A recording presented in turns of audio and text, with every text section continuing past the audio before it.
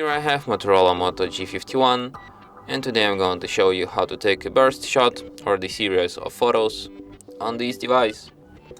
So firstly, let's open camera, and then to do this you just have to hold down shutter button like this, and after that it will take the burst shot.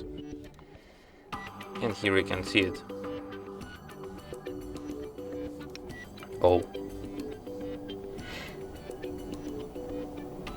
So here, as you can see, our burst shot. So yeah. And that's it.